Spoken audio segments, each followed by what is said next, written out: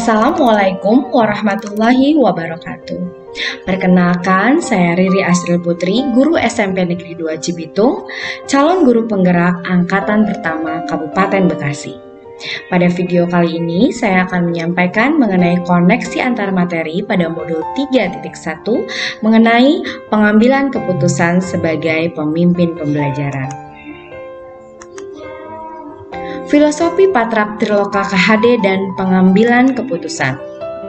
Pandangan Ki Hajar Dewantoro melalui filosofinya yaitu Patrap Triloka memiliki pengaruh yang sangat besar sekali kepada seorang pemimpin pembelajaran dalam mengambil sebuah keputusan.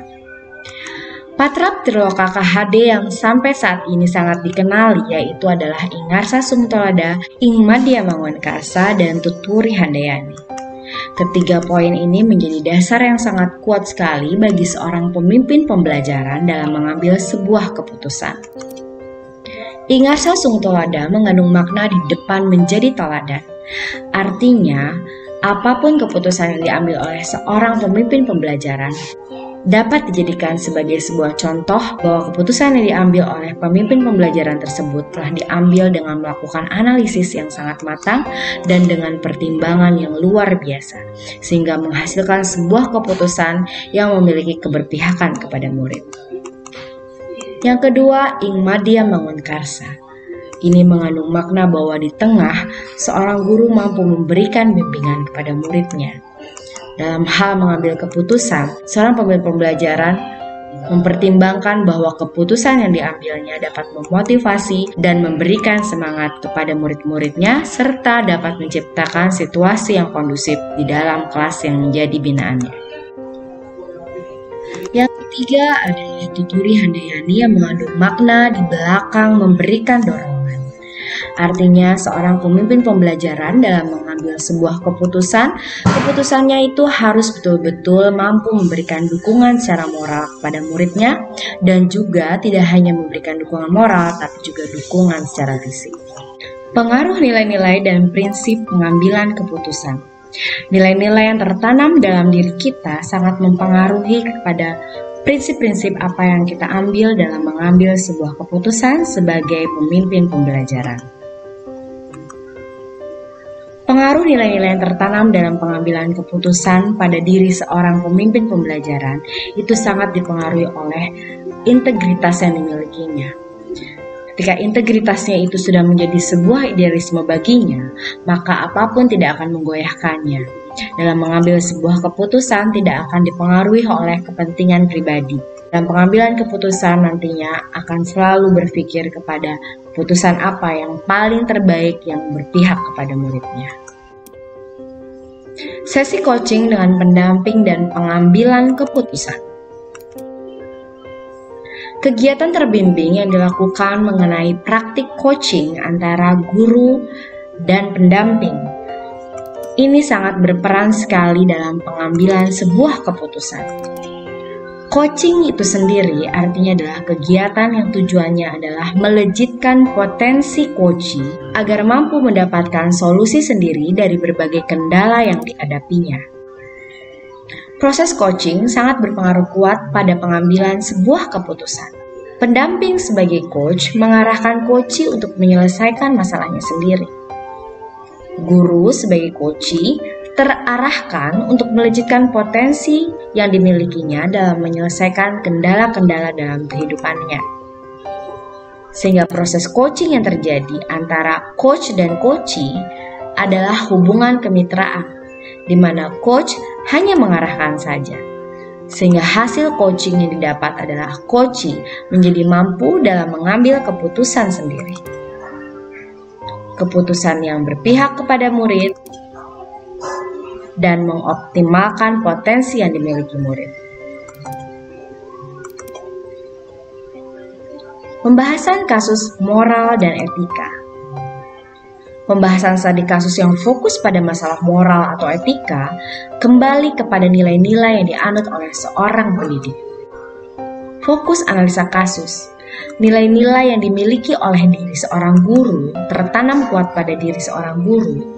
Ini akan menentukan apakah ia mampu menguji dilema etika, berarti pengujian benar versus benar, dan mampu pula menguji bujukan moral, yakni benar versus salah, dengan cara mengambil keputusan melalui 9 langkah pengambilan keputusan yang di dalamnya sudah termuat mengenai paradigma berpikir bagaimana dalam mengambil sebuah keputusan dan resolusi prinsip apa yang akan digunakan dalam pengambilan sebuah keputusan.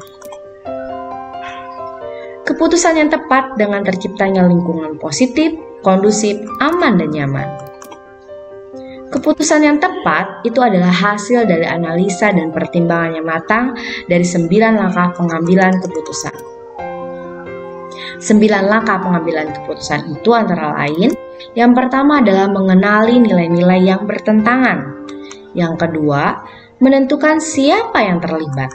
Yang ketiga, mengumpulkan data yang relevan. Keempat, mampu melakukan pengujian benar atau salah melalui uji legalitas, uji regulasi dan profesionalitas, uji intuisi, uji halaman koran, dan uji panutan atau idola. Yang kelima adalah pengujian paradigma benar versus benar yang terdiri dari individu versus kelompok, keadilan versus kasihan, kejujuran versus kesetiaan, dan jangka pendek versus jangka panjang. Yang keenam, melakukan prinsip resolusi. Ada 3 prinsip resolusi, yaitu prinsip berpikir berbasis hasil akhir, kedua, prinsip berpikir berbasis peraturan, dan yang ketiga, prinsip berpikir berbasis rasa peduli. Yang ketujuh, investigasi opsi trilema. Yang ke-8, membuat keputusan. Yang 9, lihat lagi keputusannya dan refleksikan keputusan tersebut. Setelah dilakukan analisa dengan 9 langkah pengambilan keputusan, maka yang kedua adalah pengambilan keputusan efektif yang tidak merugikan dan membahayakan orang lain. Yang ketiga, maka dengan demikian akan terciptanya situasi positif, aman, nyaman, dan kondusif. Kesulitan pengambilan keputusan pada kasus dilema etika. Kesulitan dalam pengambilan keputusan selalu dimulai dari karena adanya nilai-nilai dan budaya-budaya yang ada pada lingkungan kita,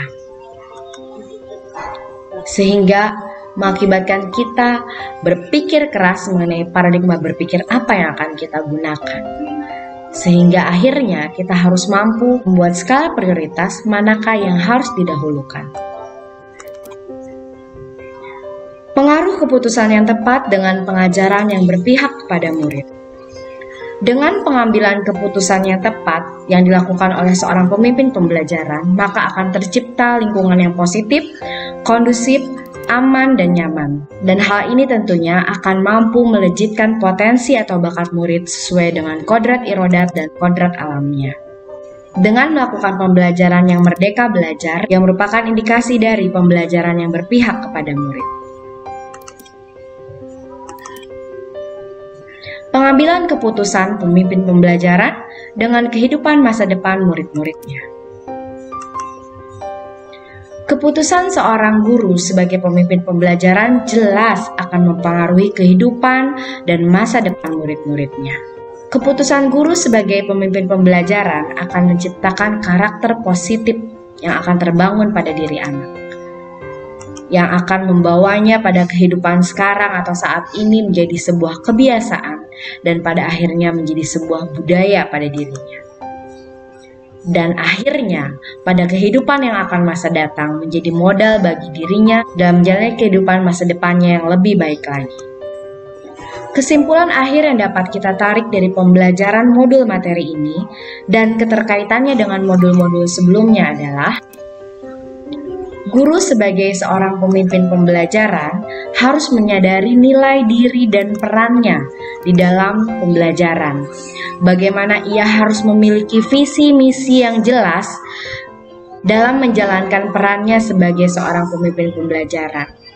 Ketika ia sudah memiliki visi dan misi yang jelas, maka dalam prosesnya sebagai pemimpin pembelajaran, ia akan mengambil keputusan yang tepat yang terbaik bagi muridnya, yang akan menciptakan budaya positif dari diri murid-muridnya dengan cara salah satunya adalah dengan pembelajaran sosial emosional.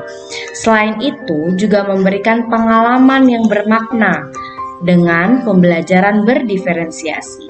Ketika murid menghadapi kendala di dalam proses tersebut, maka seorang guru sebagai pemimpin pembelajaran harus mampu melakukan keputusan yang tepat sebagai pemimpin pembelajaran dengan cara melakukan proses coaching agar murid-muridnya dapat keluar dari kendala-kendala yang dihadapinya dan mampu mencari sendiri solusi dalam menghadapi kendala-kendala atau permasalahan dalam kehidupan dan proses pembelajarannya.